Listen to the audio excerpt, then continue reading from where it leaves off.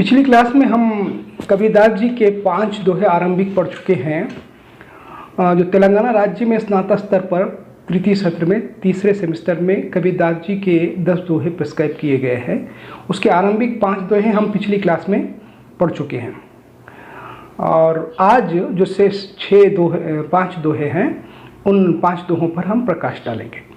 एक बार मैं आपको वो जो 5 दोहे हम पढ़ने वाले हैं उसे समझाऊंगा, उसे बताऊंगा। ये देखिए, ये स्क्रीन पर आपके 5 दोहे उपस्थित है। ये 6वां दोहा, 7वां, 8वां, 9वां और 10वां। ये 5 दोहे आज की क्लास में हम पढ़ेंगे, इसके भावार्थ को समझेंगे और महात्मा कबीरदास जो भक्ति काल के ज्ञानाश्रयी शाखा के प्रवर्तक माने जाते हैं, संत माने जाते हैं, कवि माने जाते हैं, दार्शनिक और समाज सुधारक भी माने जाते हैं। ऐसे महान कवि का जो जीवन उन्होंने जिया और अनुभव को इकट्ठा किया, जबकि वो निरक्षर थे कबीरदास जी, लेकिन अपने जीवन से, अपने अनुभव से उन्होंने जो ज्ञान को इकट्ठा किया था साधु संतों के साथ फिरकर और देशाटन करते हुए, उस ज्ञान को उन्होंने अपने शिष्यों के सम्मुख रखा और शिष्य उसे लिपिबद्ध कर दिए और वो लिपिबद्ध करा हुआ उनका ज्ञान बीजक नामक एक काव्य के रूप में प्रकाशित हुआ, जिसके 3 भाग साखी, सबद, रामायणी। इस प्रकार से हम कबीरदास जी के जीवनी को लेकर, उनकी मृत्यु को लेकर, उनके देहवास होने को लेकर और उनके व्यक्तित्व और कृतित्व को लेकर काफ़ी कुछ बातें पिछले 2 क्लासों में कर चुके हैं, जिसमें कबीरदास जी का व्यक्तित्व और कृतित्व शीर्षक से हम कबीरदास जी का विस्तार से परिचय दे चुके हैं और पिछली क्लास में हम उनके 5 दोहे भी पढ़ चुके हैं। आज की इस क्लास में हम कबीरदास जी के जो शेष 6 दोहे हैं वो पढ़ेंगे। एक बार मैं ये जो स्क्रीन पर 5 दोहे आपको उपस्थित किए गए हैं उसे पढ़ूंगा, फिर उसके बाद एक एक कर दोहे का भावार्थ आपको समझाऊंगा। देखिए, आरंभिक दोहा है, सुख के संगी स्वार्थी। सुख के संगी स्वार्थी दुख में रहते दूर। सुख के संगी स्वार्थी दुख में रहते दूर, कहे कबीर परमार्थी दुख सुख सदा हजूर। हाँ, उसके बाद का दोहा देखिए, सरवर तरवर संत जन चौथा बरसे में। सरवर तरवर संत जन चौथा बरसे में, परमार्थ के कारणे चारों धारी देह।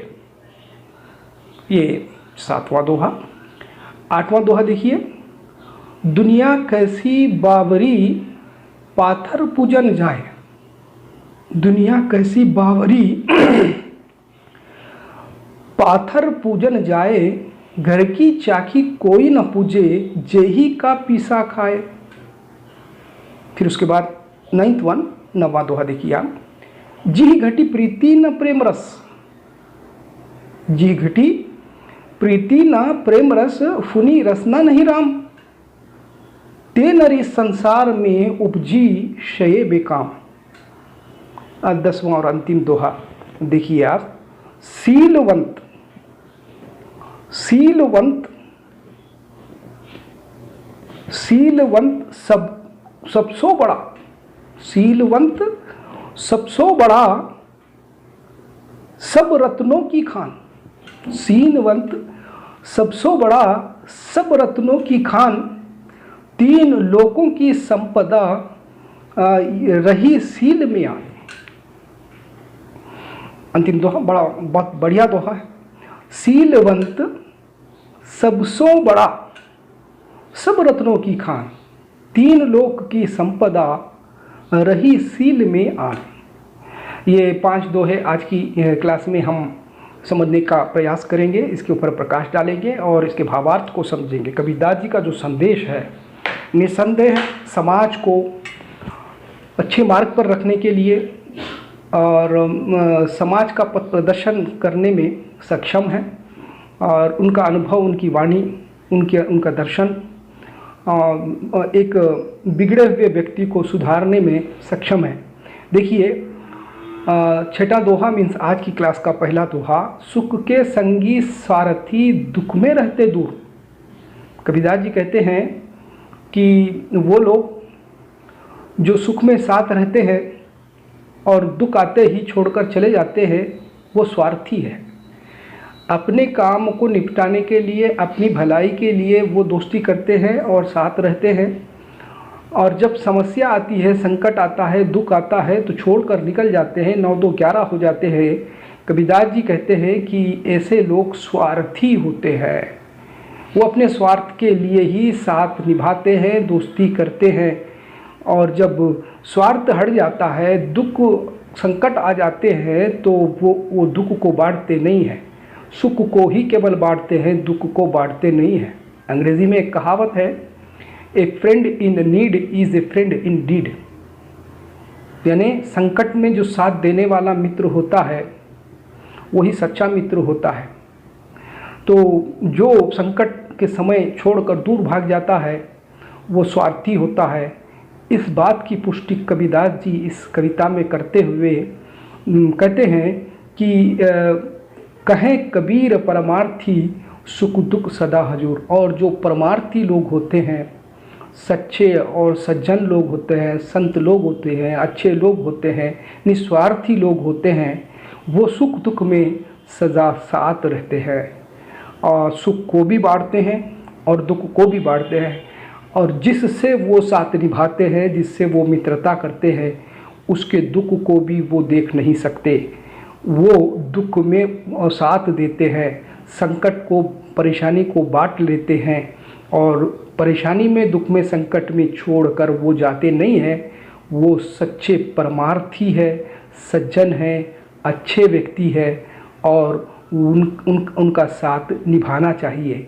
इसके विपरीत जो लोग स्वार्थी होते हैं, उन लोगों को हम संकट के समय पहचान कर उनसे दूर हो जाना चाहिए, क्योंकि वो केवल स्वार्थ के लिए ही हमारे साथ होते हैं। ये कबीरदास जी का जीवन का अनुभव है, और उन्होंने जनता के, समाज के सम्मुख ये संदेश, ये उपदेश प्रस्तुत किया है, अपने अनुभव को शेयर किया है। बात का दोहा देखिए, 7वां दोहा, सरवर तरवर संत जन चौथा बरसे में है। कबीरदास जी कहते हैं कि सरवर तालाब, पानी इकट्ठा जहाँ पर होता है, पानी जहाँ पर स्टोर किया जाता है, जमा किया जाता है, उसको तालाब कहते हैं, सरोवर कहते हैं। और तरवर वृक्ष को कहते हैं, झाड़ों को कहते हैं। संत जन, संत जन मीन्स अभी हम जिस कबीर की बात कर रहे हैं वो संतों में ही गिने जाते हैं, महान लोग, सज्जन लोग, अच्छे लोग, संत लोग, परम भक्त लोग। तो उसके बाद चौथा बरसे में, और मेघ जो बरसते हैं, जिनके बरसने से ही कृषि क्षेत्र हरा भरा रहता है, खेत खलियान भरे रहते हैं, और सारे धरती पर जितने भी मनुष्य जाति है, यूँ कहूँ तो सारे जीव जंतु भी जो है पानी के बरसने से ही, वर्षा होने से ही, मेघ के बरसने से ही जीवित है। और ये बात निर्विवाद है, सब लोग इस बात को स्वीकार करते हैं कि अगर धरती पर पानी का बूंद नहीं पड़ेगा तो जीव जंतु का जीवित रहना काफ़ी कठिन हो जाता है। यानी बहुत जो है वर्षा की आवश्यकता हर एक को है, वर्षा की आवश्यकता हर एक को है, पानी की आवश्यकता हर एक को है। हर एक व्यक्ति पानी के बगैर जीवित नहीं रह सकता है। और ऐसा जो है, ये जो जड़ वस्तुएं हैं, जैसे जड़ चीज़ें हैं, ये निर्धारित है सृष्टिकर्ता के द्वारा कि मेघ आएंगे, बरसेंगे, और जिसके द्वारा खेत खलियान हरे भरे भर जाएंगे और हरे भरे रहेंगे, और जीव जंतुओं को चारा मिलेगा, पीने के लिए पानी मिलेगा। ये सारा जो है ना, ये काम सृष्टिकर्ता का है। सरस का भी काम ये सृष्टिकर्ता ने ही किया है, तरवर का काम भी सृष्टिकर्ता ने किया है। लेकिन ये चारों में 3 जड़ है और चौथे जो है संत जन है। अब ये जो संत जन है ये जड़ नहीं है, लेकिन ये संत जन ये तीनों पर भारी है। ये जो 3 चीज़ें हैं, सरस यानी तालाब, तरवर वृक्ष और बरसने वाले मेघ, ये 3 जिस प्रकार से परोपकार करते हैं, जीव जंतुओं की, मनुष्यों की सेवा करते हैं, मनुष्यों के सेवार्थ ही इसको सृष्टिकर्ता ने इसका सृजन किया है, तो उसी प्रकार संत जन का भी सृजन परोपकार के लिए किया है। तो संत जन का जो परोपकार होता है ये तीनों से भिन्न होता है और तीनों से उत्तम होता है। वो समाज को एक अच्छा मार्ग बताने में, मुक्ति का मार्ग बताने में, ईश्वर तक पहुंचाने में सक्षम होते हैं। इसीलिए ये तीन जो चीज़ें काम कर रही है परोपकार का, वो परोपकार से बढ़कर जो उत्तम परोपकार है वो संत जन का होता है।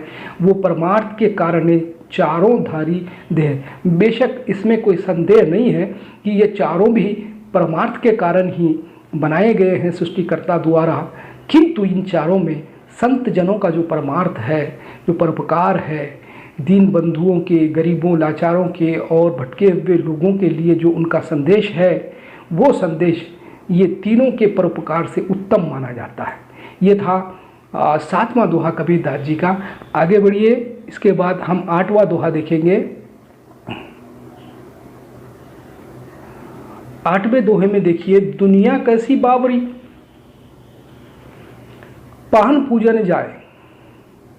दुनिया कैसी बावरी पाहन पूजन जाए, घर की चाकी कोई न पूजे, जेही का पीसा खाए।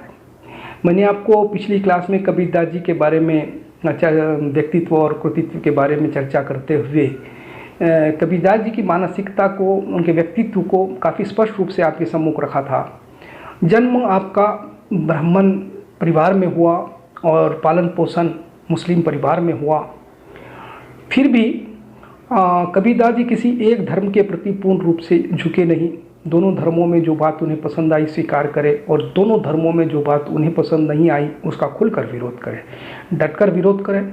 और ये अक्खड़ किस्म के आदमी थे। हजारी प्रसाद द्विवेदी ने इन्हें वाणी का डिक्टेटर कहा है। तो यहाँ पर पाहन पूजा का विरोध करते हुए कबीरदास जी ने दोहा कहा है।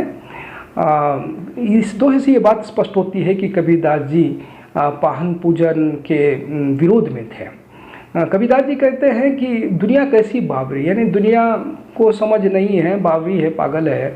पाथर पूजन जाए, पाहन को, पत्थर को पूजने के लिए बाहर जाती है, और घर की चाकी कोई ना पूजे, जबकि घर में एक चाकी है जो पत्थर से बनी हुई है, जिसके 2 पार्ट होते हैं, किंतु उस चाकी को जो है कोई पूछता नहीं है। जेही का पीसा खाए, जबकि वो सारे संसार को पीस कर अन्न खिलाती है, और उसी का पीसा हुआ खाना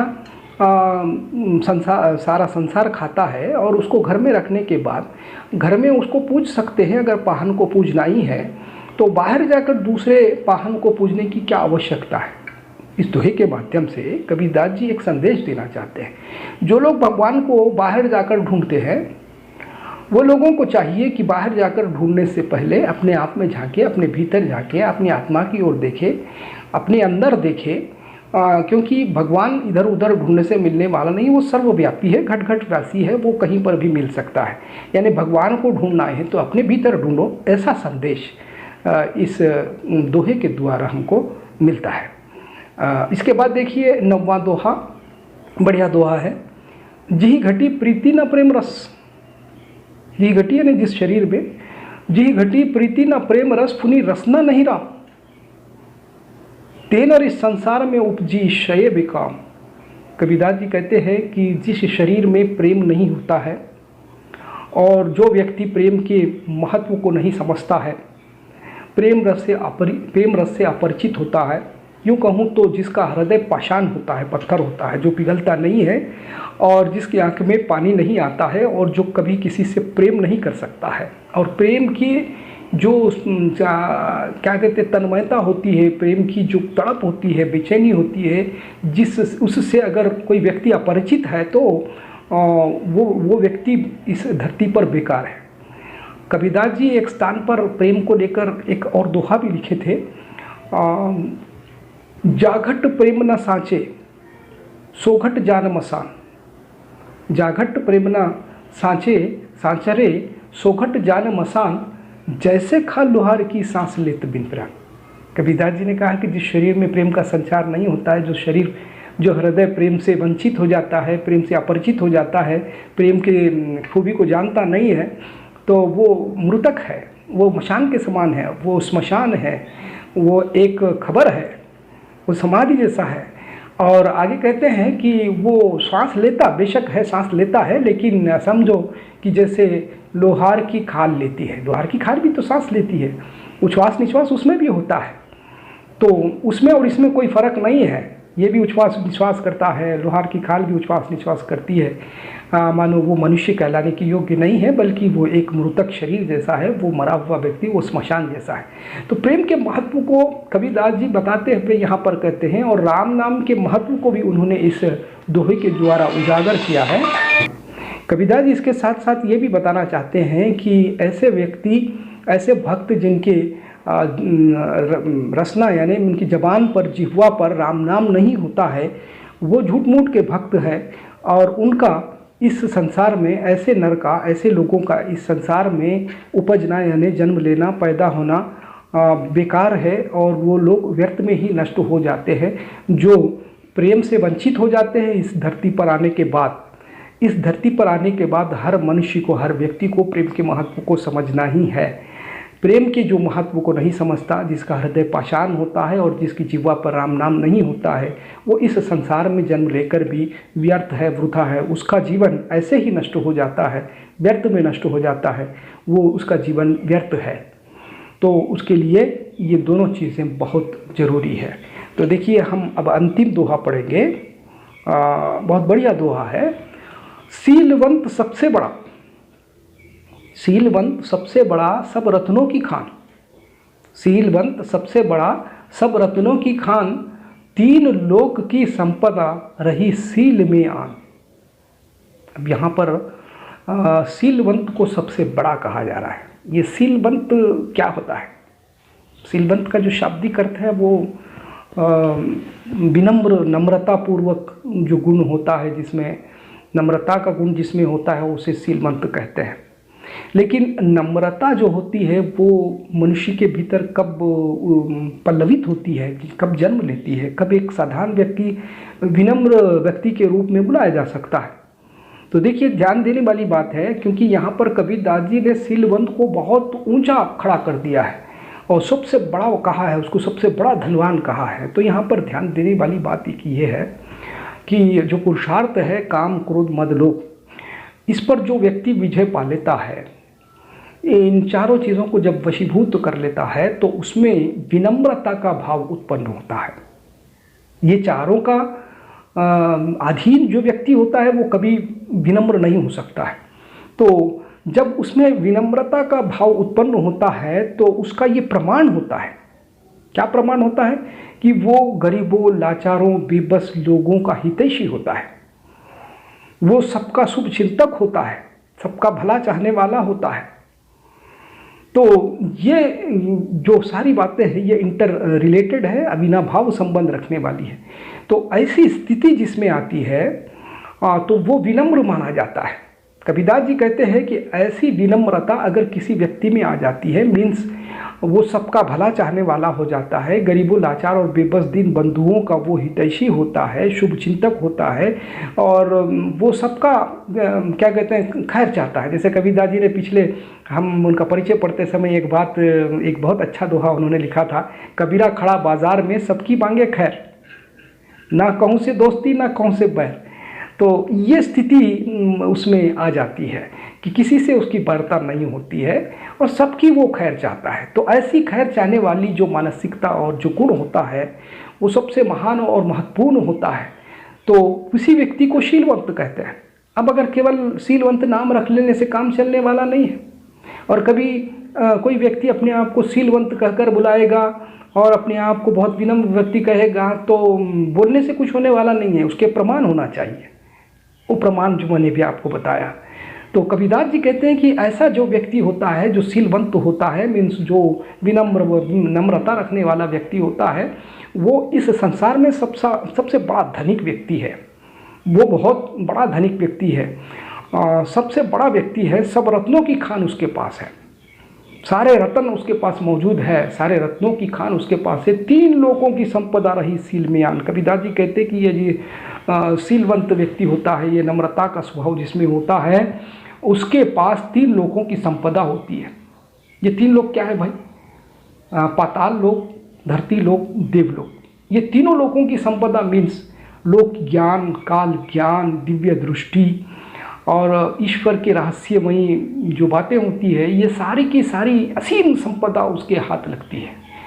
तो कबीरदास ये बताना चाहते हैं कि वही सच्चा संत, वही सच्चा भक्त, वही सच्चा व्यक्ति, उसी का जीवन यहाँ पर सार्थक है और वही मुक्ति को पा लेता है जो व्यक्ति विनम्र होता है और ऐसे व्यक्ति के पास असीम संपदा होती है, तीनों लोगों की संपदा होती है और दिखने में तो वो फकीर, लाचार, बेबस, गरीब, साधु, संत जैसे होता है, लेकिन वही इस धरती का सबसे बड़ा धनवान व्यक्ति होता है।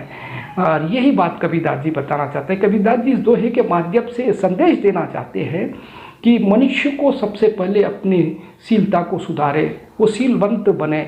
अब मैं आपको एक और तरीके से भी बताना चाहता हूँ, जैसे बेदाग उर्दू में अगर मैं कहूँगा तो जैसे एक कोई कपड़ा है, कोई चादर है, उस पर कोई दाग नहीं है, बहुत साफ़ है, पवित्र है, तो समझ लीजिए कि ठीक उसी प्रकार जीवन में मनुष्य अगर पवित्र होता है, कोई उसमें क्या कहते हैं, कोई दाग नहीं होता है किसी भी प्रकार का, वो अपने काम, क्रोध, मद, लोभ जैसे पुरुषार्थ जो विकारी भावनाएं हैं उन भावनाओं पर विजय पा लेता है और उसके जीवन में, उसके दिल पर, उसके हृदय पर किसी प्रकार का कोई मैल नहीं होता है, तो चादर जैसा साफ होता है, तो समझ लीजिए कि वो विनम्रता उसके भीतर जन्म ले चुकी है और विनम्रता के प्रमाण भी वो प्रस्तुत करता है। तो ऐसे व्यक्ति से जिसका हृदय पवित्र होता है, भगवान भी प्रसन्न होता है, ईश्वर प्रसन्न होता है और उसे त्रिलोक की संपदा से मालामाल कर देता है, वही व्यक्ति इस जीवन में सफल हो सकता है। इसीलिए वो सबसे बड़ा धनवान कबीरदास जी की दृष्टि में है। कबीरदास जी कहते हैं कि उससे बड़ा धनवान कोई नहीं है, वो इस धरती का सबसे बड़ा धनवान व्यक्ति है, वो सबसे बड़ा व्यक्ति है, रत्नों का खान उसके पास है। ये थे कबीरदास जी। कबीरदास जी के जो अनुभव है बहुत मूल्यवान है और उन्होंने मैं यूँ कह सकता हूँ कि दोनों धर्मों के लिए अच्छे संदेश दिए हैं। दोनों नहीं बल्कि सभी धर्मों के लिए अपना एक संदेश जो है उन्होंने दिया है और उनका जो संदेश है, उनकी जो वाणी है, उनका जो दर्शन है, आज के दौर में भी, आज के समय में भी समाज को पथ प्रदर्शक के रूप में काम कर सकता है, कर रहा है, अच्छा मार्ग बताने में सक्षम है। और यही कारण है कि कबीरदास जी को आज भी विभिन्न कक्षाओं में पढ़ाया जाता है। उनके अनुभवों से लाभान्वित हो रहे हैं लोग। हम भी ये तेलंगाना राज्य के तीसरे सेमेस्टर में स्नातक स्तर पर कबीरदास जी के 10 दोहों से उनके संदेश को, उनकी वाणी को सुनकर बहुत कुछ लाभान्वित हो रहे हैं। और आज की क्लास में कबीरदास जी के ये 10 जो दोहे निर्धारित थे वो समाप्त हो गए और इसके बाद की जो हम क्लास पढ़ेंगे उस क्लास में हम इसके बाद का जो लेसन है वो लेसन पर आएंगे। ये जो तृतीय सत्र में अभी जो दूसरा लेसन है वो है बाल लीला सूरदास जी की। सूरदास जी का हम पहले परिचय देखेंगे, फिर उसके बाद उनकी बाल लीला से संबंधित जो पद प्रस्तुत किए गए हैं उन पदों पर आएंगे बाद की क्लास में। आज की क्लास में इतना ही काफ़ी है। धन्यवाद।